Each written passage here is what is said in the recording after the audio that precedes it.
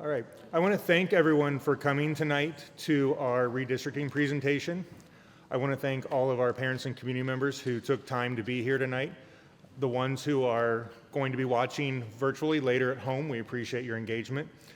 Our administrators who are here tonight who will also be available after the presentation to help answer questions for the gallery walk. And for some of our board members, Nicole Talby and Mark Gilbert, who were able to be here tonight to help answer questions and be a part of the presentation. So tonight we're going to be talking about redistricting. In our initial meeting, we talked about the need that we as a district have to alleviate some of the overcrowding in some of our buildings. And so we have really been focused on an open, transparent process where our community has the ability to give feedback.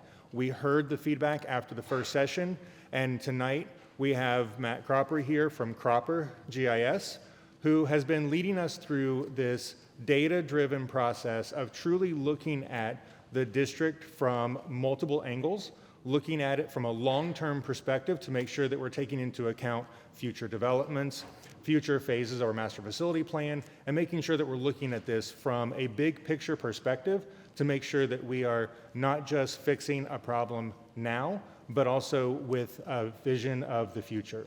So with that, I want to thank everyone for their continued engagement. After tonight, we will have a survey that will be open, and we encourage everyone to continue to engage with the interactive website, to give feedback, and to be engaged in the process. So we thank you now for that engagement, and I want to welcome Matt Cropper, who will walk us through the data that was used to make some of the decisions tonight.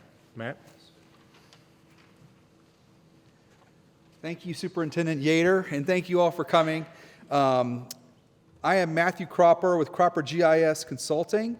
We're based out of Ohio, Columbus, Ohio, but we have staff that work all over all over the U.S. Our specialty is just this type of work. We do a lot of redistricting work across the United States. We also do demographic study work and help school districts with facility planning and determining where to open or close schools and things like that. But we're here to help with the focus on redistricting. Like I said, we work with districts all over the United States and Ohio, a lot of districts in this area.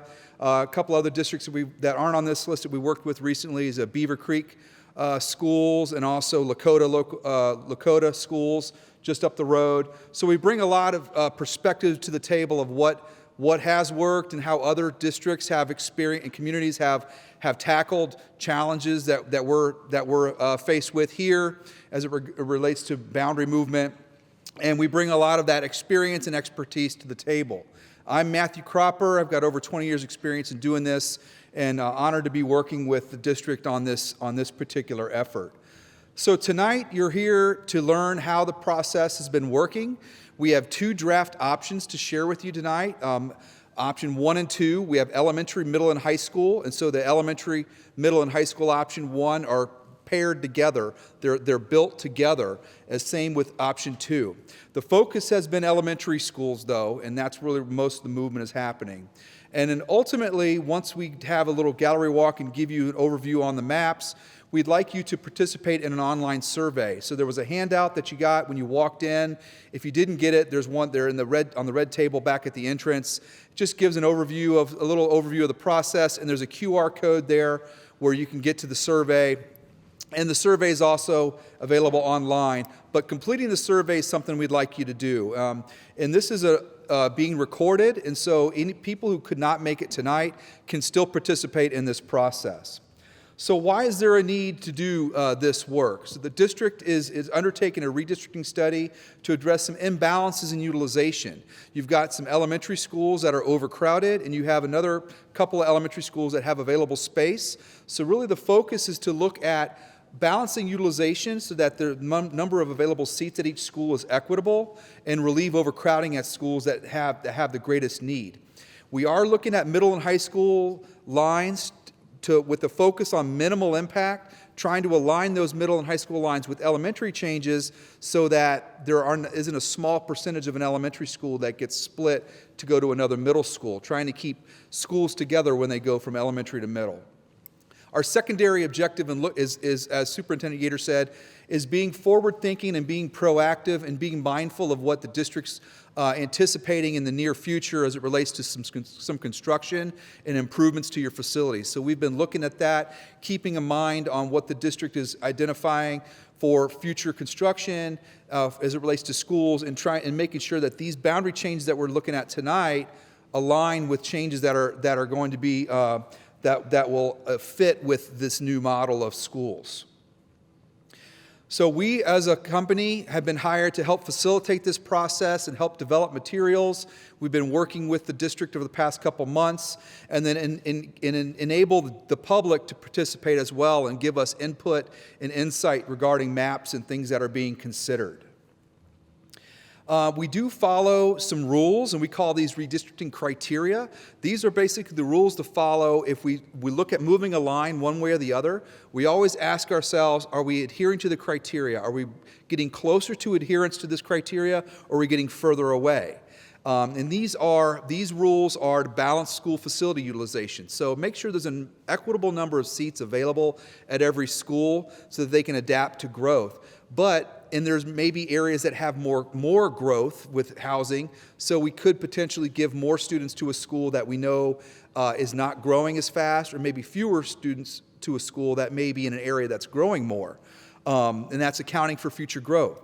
Trying to be mindful of proximity of students to the schools, so trying to get your students and your children to as close to their school as your home as possible. Looking at busing sufficiency and transportation, being mindful of how buses may be traveling to transport students to school, and making sure that that's as efficient as possible. Looking at clear feeder patterns and continuity. So that feeder pattern is looking at that progression of an elementary school to a middle, and how much of an elementary school goes to the same middle school or middle to high school. And if a school is split to two different middle schools, making sure that split is as balanced as it possibly can be. But having that 100% feeder pattern is a goal that the district is trying to achieve, and they're looking at doing that as they move to that second phase of construction to get all their schools feeding into middle schools 100%. Looking at a highest grade at current school to legacy enroll. And this is a very important one. This is a question that's always asked of us or districts, also referred to as grandfathering.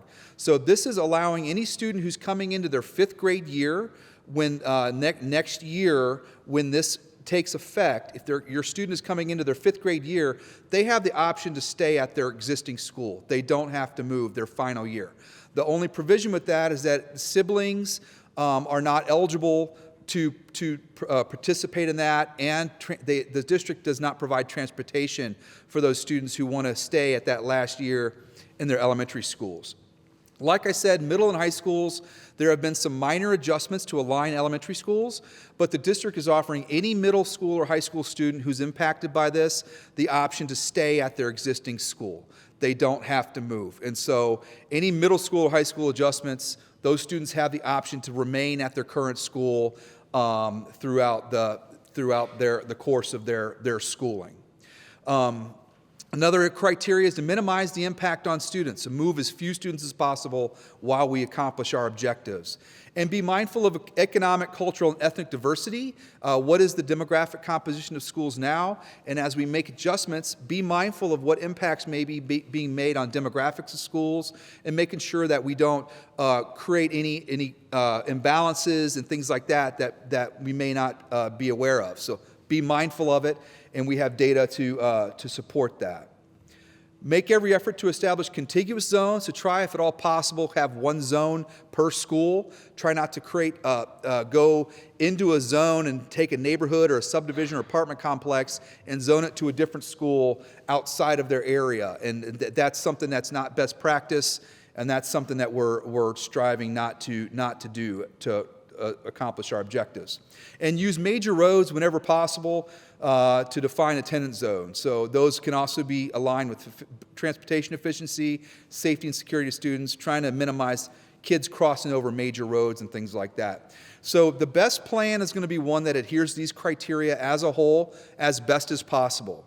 We can't focus on only one element of these criteria, because then you start to deviate from the others. So the best plan will be one that touches on all of these, but as a whole, as best as possible. Let's talk about the people who are involved in the study, the different stakeholders.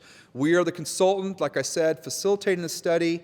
We have been working with an internal planning team, which is made up of central office and all the school principals. We've been meeting once or twice a month over the past couple of months to talk about maps and prepare for tonight. We've developed a couple iterations of the maps and have 2 maps that we're comfortable, that the group is comfortable sharing with you tonight. This is the group that will be working on finalizing a plan to share with the school board in February when that time takes place. The public is important, so we've got a website for you to look at and follow, look at some data and maps. There's a survey on there and other information where you can participate and give us input, and you guys are a critical part of this process in giving us input. Just as it relates to the work in areas that are being adjusted. And then the school board is sort of a higher level, giving people their marching orders, charging us with the roles and objectives to accomplish, and also looking and helping to address things that are more policy related and not actual diving into the maps at this particular point. So looking at our timeline, we've been working. Started in October, collecting data, putting data together in our mapping format. We've developed some maps to start before we met with the planning team. And we've met with the planning team 2 times in November and once in December. We did have a public information session in November where we asked the public invited them to a virtual session. We had about 200 people at that. It was very well attended to give you an overview on our process and things. And here we are tonight at our second public information session, giving you the maps and sharing the maps. And after this presentation, we have maps taped on the walls outside, and we'll invite you guys to come out to the maps, and we'll go with you and just have conversations with you around the maps and answer any questions that you may have around those. The planning team is going to regroup in January, right after the first of the year, to finalize a plan to share with the board. And then that will be shared with the board at their board meeting in February. So we're moving right along. We've about 2/3 work is done with the process. As I said, the internal planning teams met 3 times, and we have 1 more meeting with them. This group has reviewed 3 different iterations of the maps that led to the 2 maps that we're sharing with you tonight. We started with 1 map and got input, and then that input gave us insight to develop 2 maps that were more refined. The first iteration was cutting some neighborhoods, splitting through some communities, and we made some adjustments to make sure that communities stay intact and try not to draw the line down residential streets is really one of the main goals that we're trying to achieve as we work through all of this. We've got a lot of information that's been shared that the IPT, the internal planning team, has been looking at. Outside on the walls, you'll see a table plot, what we call. All the statistics are posted on there. And you can also download a letter-sized handout of all the statistics and maps on the website as well. Everything is draft. I would not consider everything set in stone at this point. Things are still subject to change as we look through the maps and evaluate and come to a final conclusion. I wouldn't anticipate brand new wide sweeping changes to happen at the final meeting, but there could be minor adjustments that may be considered. But long story short, nothing is final yet. Things are still draft as the group and works to finalize a map. The planning team's charged to share 1 option with the school board, so we will tell the school board the story about how we got to the final plan. But we will. But there is 1 recommendation or one map that is going to be shared with the school board at that time. So I'm going to go just really quickly through some of our process, and I covered this at the first public information session, so I'm not going to spend a ton of time on this, but just kind of giving you a background on the work that goes into this process from start to finish. So we collect data from a lot of different sources, the local county, mapping, and the school district gives us student databases, so we map out every student in the district, and we know every street how many students live on any street, what schools they go to, and how many kids live in any subdivision. That helps us make informed decisions. If we move a line one way, we know, okay, we're going to move 15 students, or, and these are the grade levels and those types of things. We put all this information together in our mapping system. One thing that you'll see on maps outside are what we call planning blocks. These are small building blocks for redistricting. Each one has a number, so PB 254, and then under that number says the number of students that live in that planning block. So these are kind of things these are the tools, or think of them as pieces of a puzzle that are being moved from one school to the other to try to get to the numbers and get the balance that we're trying to target. And this helps people who don't have the mapping expertise in software be able to know how many kids are in an area if they move one way or another. These are intended to not split up neighborhoods and communities. So sometimes a group of blocks may be one community, and if we are splitting something, we make sure that we keep them together. So right now, as it sits, we're pretty sure that we're not dividing any neighborhoods or drawing the line down subdivision streets and things like that. But that's the kind of information we'd like to hear from you as you look at the maps. If you see something that is suspect and going through a residential area, residential street, let us know. And that's something that we will look at, that we want to know and want to consider. Also online, there's a background report that gives you some background information that the group has been looking at for starters before we got into the maps. This is just the background data, and there's also a handout that has information on the options, with the most recent one. That's the one that you'll probably want to look at the most. So this is just some more key information about the background report. We study how many kids are living in zone, so we know how many kids are enrolled at the schools, how many kids live in each zone, and then how many kids live inside the zone that go to that school, how many students may live outside of a zone but attend a different school, that kind of stuff, so that to help us make sure that no stone is left unturned, and making sure that we understand all the potential nuances of enrollment.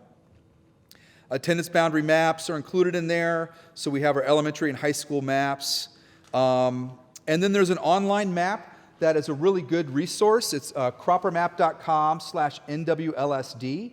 So this is an interactive map that lets you basically use from any device, phone, or any tablet or computer, and you can type in your address here, and it'll zoom into your address, and it'll give you a green notification if your address has not been impacted. It'll give you a red notification if your address has been impacted in the redistricting, and where you may be zoned to in any particular option.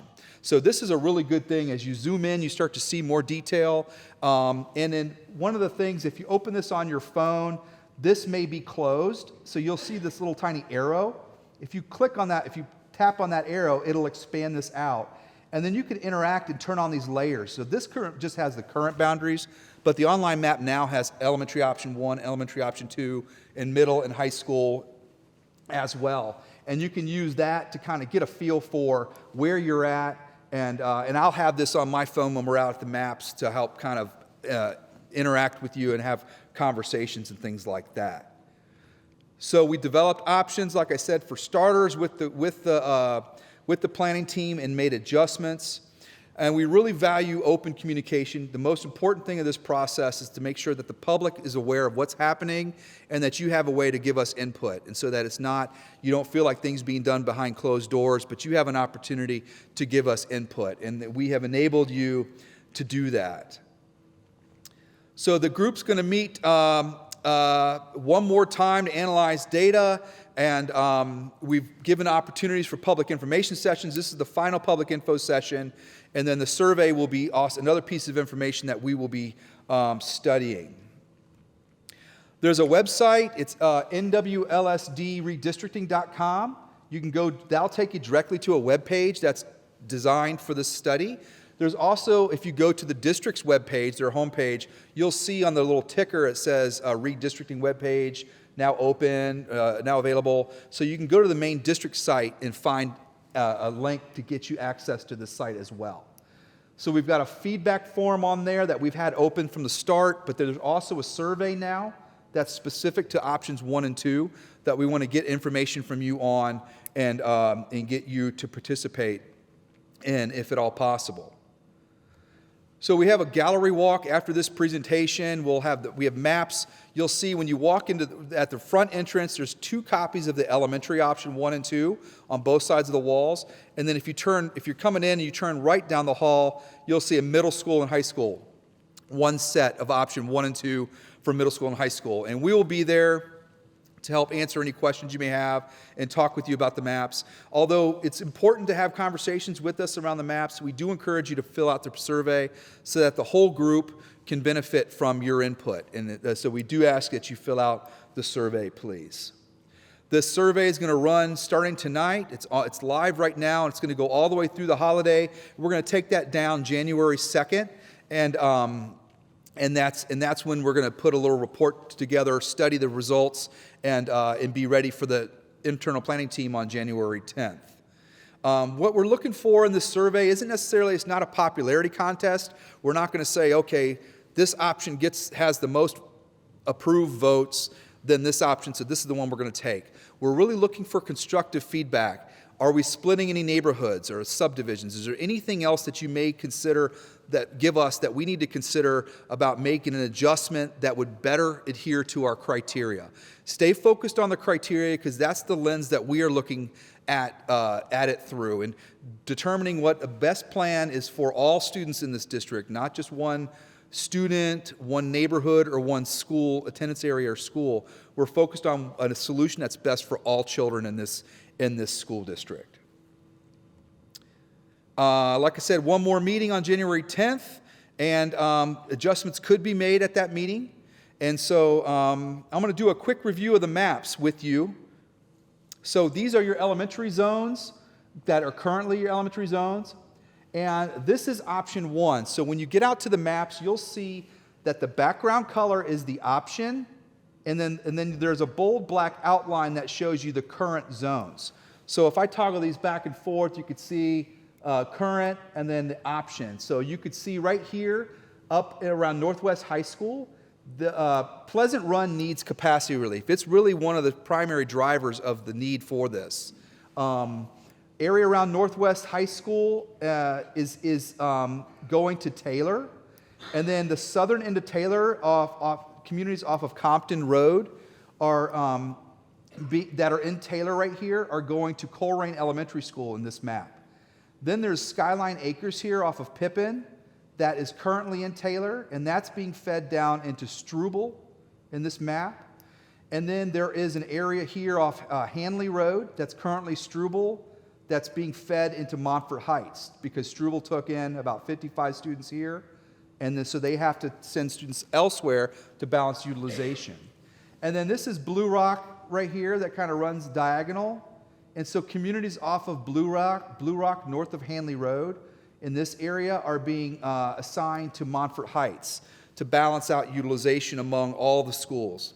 You'll see when you look at the tables outside that we have achieved a pretty good balance of utilization of all your elementary schools in both of the maps that we are looking at, we are considering. One other area you'll see is Blue Rock right here, runs down, and Struble currently serves both sides of Blue Rock here. This area south of Blue Rock would go to Montfort Heights. And so now Blue Rock is the dividing line for Struble and Montfort Heights in this particular map. Option 2 looks a little bit different, trying to develop a different option that adheres to our objectives as best as possible. In this map, you'll see that we have the same area around Northwest that's feeding into Taylor. But in this map, we actually looking at this map crosses over Colerain. So in the northern part of Colerain, there's an area here that feeds into Pleasant Run up in this area. And then there's some area west of Colerain here that goes from Colerain to Taylor. Colerain still picks up areas off of Compton Road, but in this map, Skyline Acres goes to Colerain instead of Taylor. In the other map, this went to Struble. And then these areas right here are the same disposition as option 1, where this area goes from Colerain to Montfort, and this goes from Struble, and this goes from Struble to Montfort, south of Blue Rock, and along Hanley Hanley Road. There is one little smaller section right here that goes from Struble to Montfort, which is the difference between 1 and 2 right here. This map impacts more students than option 1, but it still gives us a balance of utilization that we were looking at. And so both options are still currently under consideration. We've got some middle schools, and middle schools are, like I said, are very minimal to try to just minimal impact, to try to align with feeder patterns. For this particular map, the areas off of Blue Rock that are in Coleraine Middle School are being assigned to White Oak, and then this Skyline Acres that's currently in Coleraine Middle is going to White Oak in this map.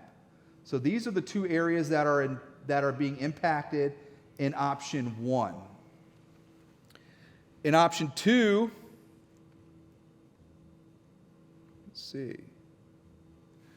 Option 2, it's this area that we moved from Pleasant Run still follows with Pleasant Run Elementary to Pleasant Run Middle School. So this is an adjustment. And then we have this area right here that was moved already in option 1 that you saw goes to White Oak. This remains in Coleraine, just like, I believe, yeah, the prior option, this goes to White Oak, and in option 2, this remains in Coleraine Middle School. And then high school, option 1, it remains the same. So no impact at high school zones at all in high school option 1. And then high school option 2, the only adjustment is this area west of Coleraine that went to Pleasant Run Elementary and Middle School, feeds into Northwest High School to try to keep avoid small percentages of students splitting to different buildings. I'm going to talk a little bit about some of the stats, and we'll have these on tables outside, like I said, and also in your handout. But you'll see current utilization and enrollment is on the top. Anything that's above or below 15% of the district average is shown in red. Anything that's within 10% is in yellow.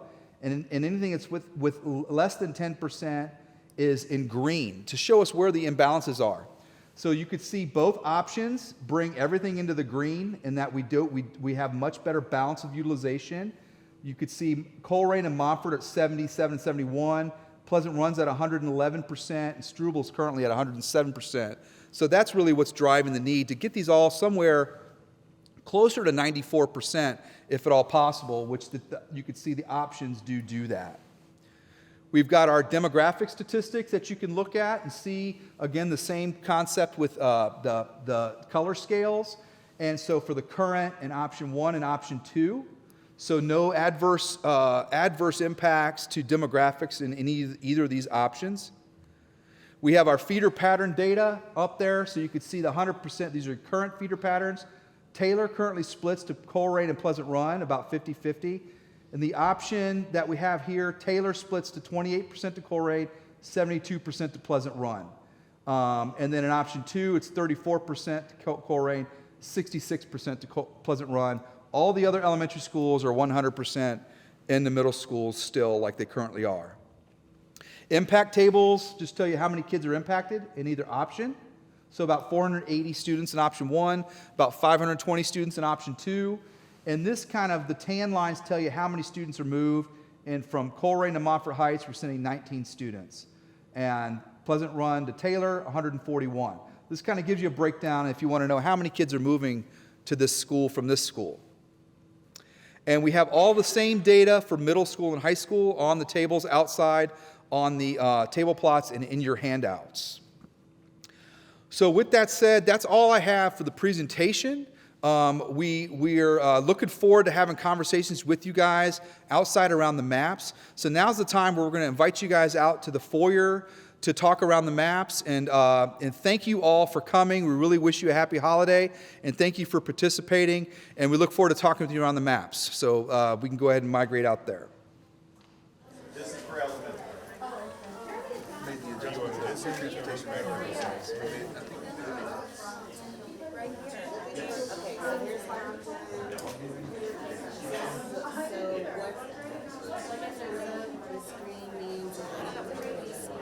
Are you still at Taylor? I mean, she'll still go to Taylor. It's no big deal, but Aaron needs to know not to Yes, middle. definitely if you get on webpage that we have, that interactive map, you can just Type in my address yeah, and it'll tell me. it'll go right to it. Good Lord, 'cause I can't see. And you can, yeah, I know. And you can zoom in on it. Okay, perfect. So There's always a limit at we actually could look at the actual street and figure out how many kids are on it. So if you guys can, go with the survey and give us that feedback with that specific street name, and just that if option one is a better preference because it does keep this more like the vertical alignment versus the horizontal. right. Because this I one don't doesn't think we impact care more too kids. much about either. That's current, that's one, this is two.